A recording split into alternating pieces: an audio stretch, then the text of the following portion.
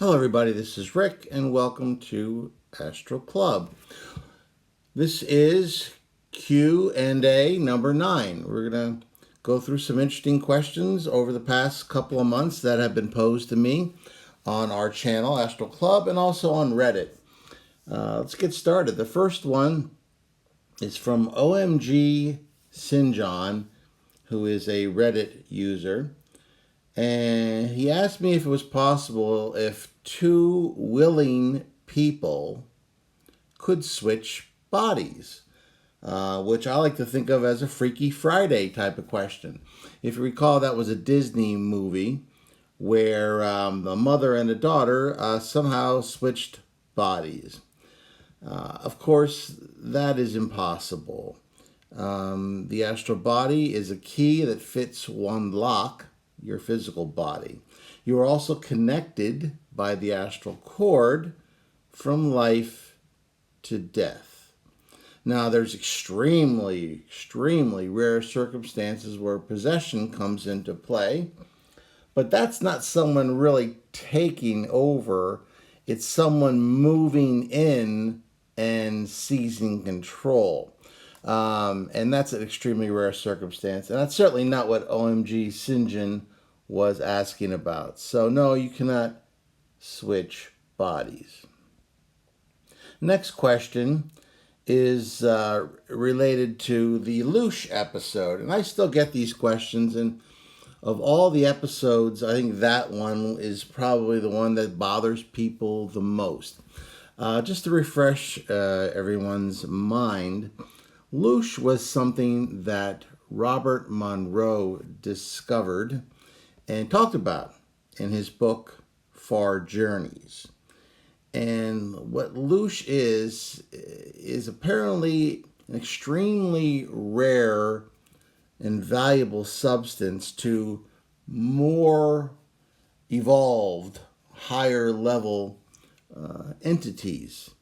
And it can apparently be found in the wild out there in the galaxy. But these gardeners, who Monroe called them, decided to use the Earth as a controlled environment to create this Loosh, which is some sort of an energy that we can't detect that is emitted by organisms when they are born, when they die, and for more evolved ones, when they go through struggles, emotional struggles, and probably also various extreme emotions, anything from suffering and pain to joy and love.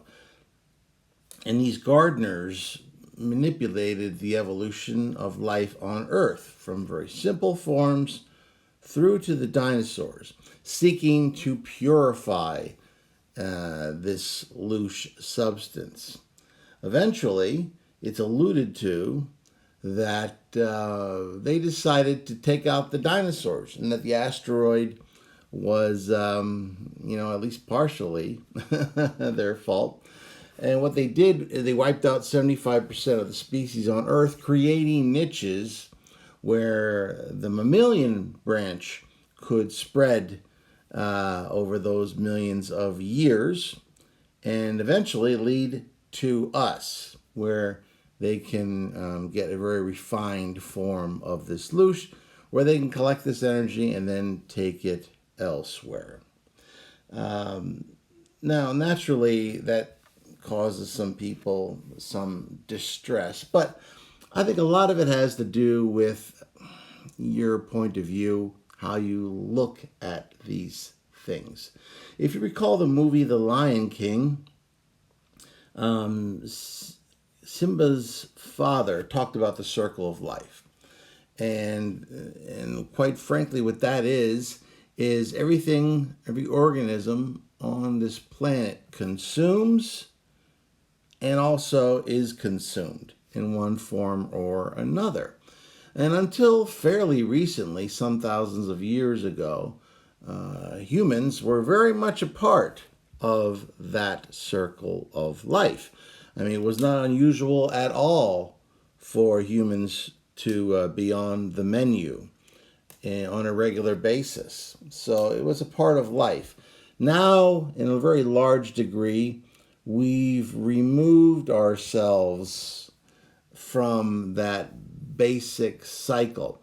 Now, viruses and bacteria still have no problem treating us as a part of the circle of life, but we no longer have a lot of crocodiles and sharks and lions and tigers and bears, oh my, consuming humans.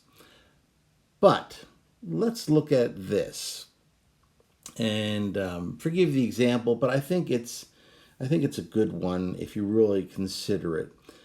Imagine a dairy farm. Imagine cows.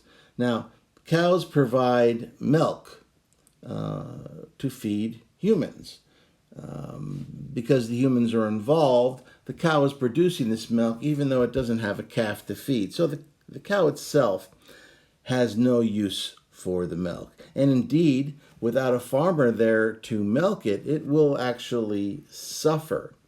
So what happens is there's a sort of symbiotic bargain where the farmer houses the cow, feeds it, sees to its medical care, and in exchange, the cow provides this milk, which it doesn't know where it's going. It knows it's taken away and taken somewhere, and it feeds these mysterious humans out there somewhere.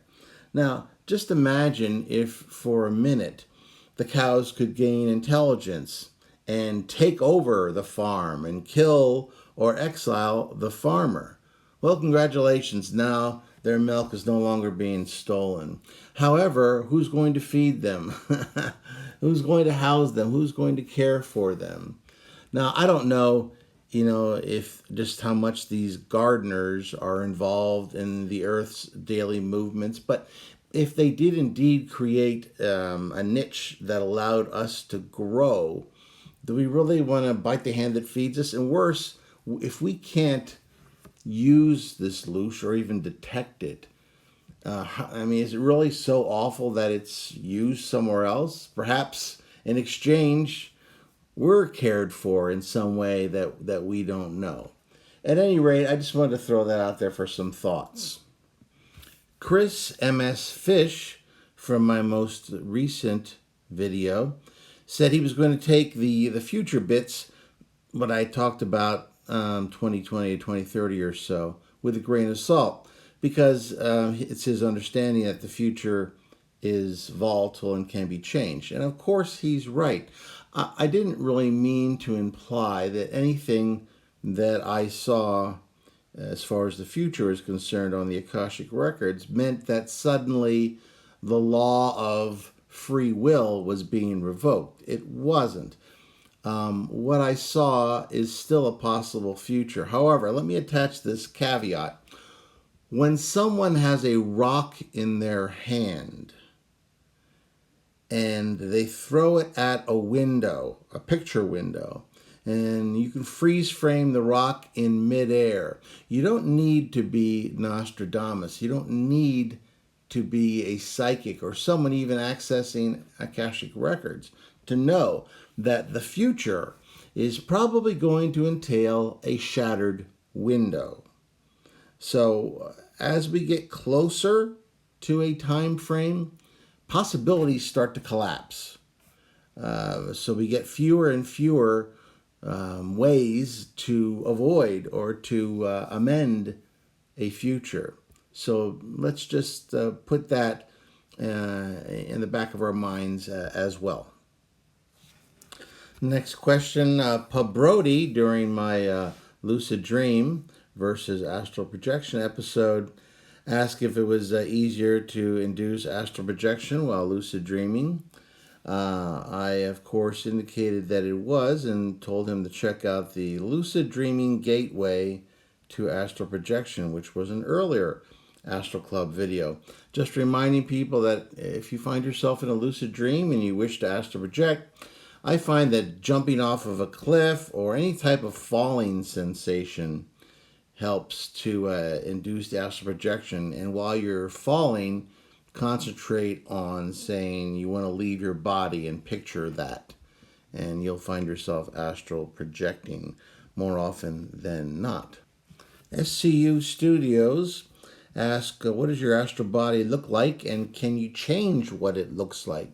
The default setting for your astral body is pretty much your current physical body.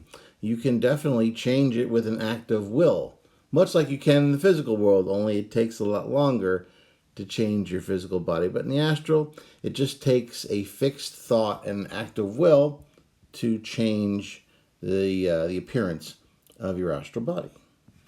Adriana Morella asks, in the video of what happens after death, you explained that we would be able to move onto the mental plane or stay on the astral or physically reincarnate. To your knowledge, is this a permanent decision or is it reversible?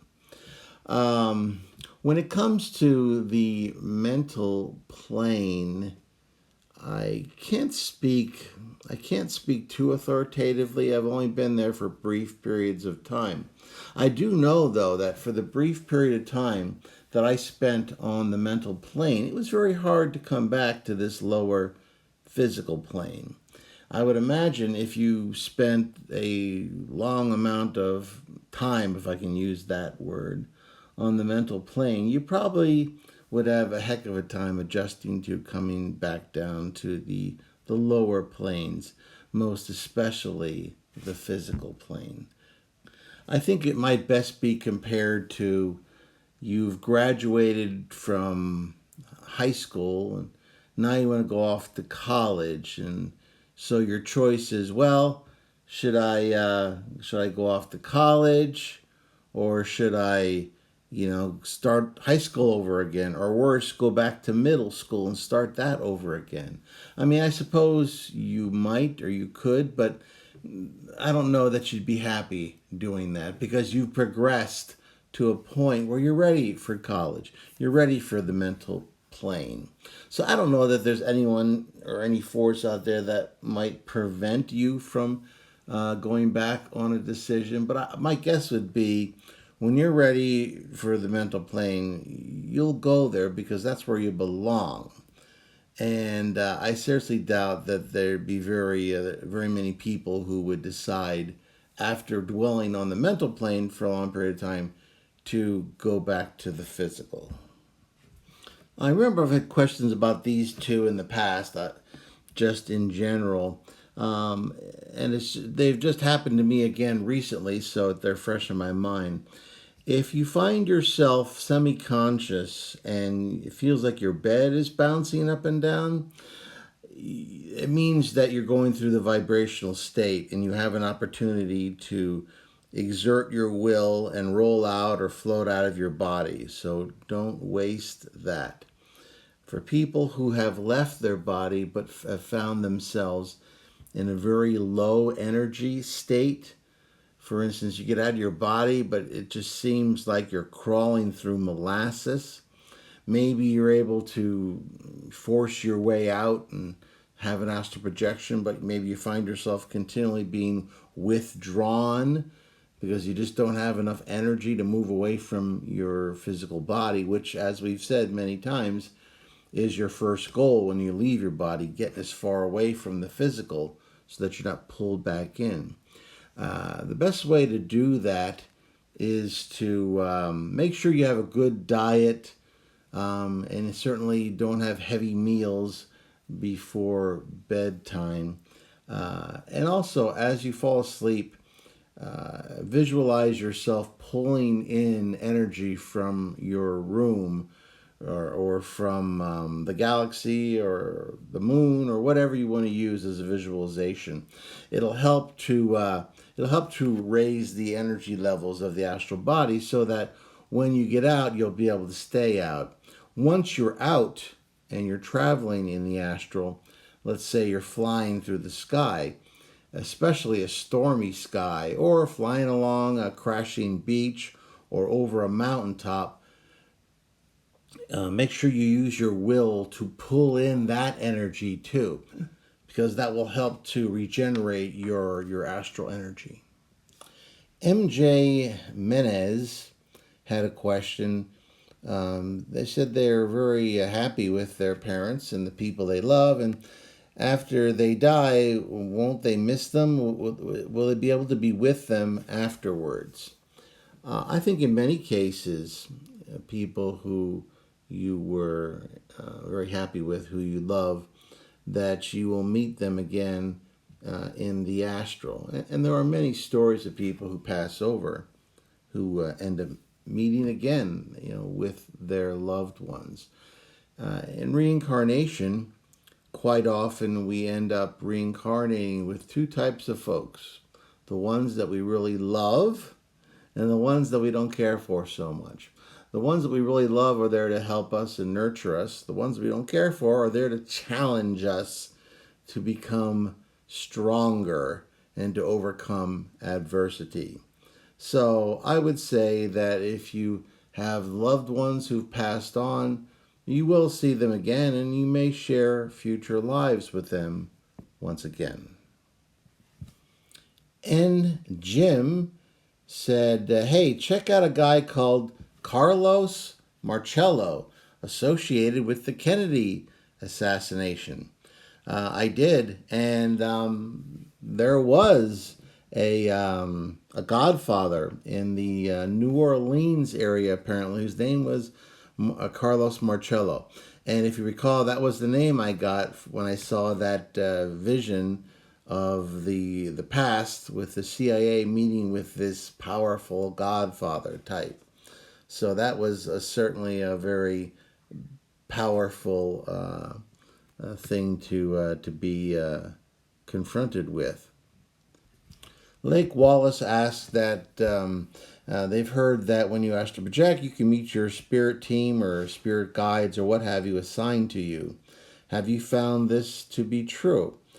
I started out as a child and I didn't really know what I was doing at the time. I didn't know the rules. I didn't know the possibilities.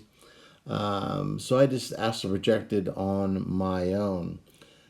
So I haven't had a lot of contact with guiding entities, nor have I requested them.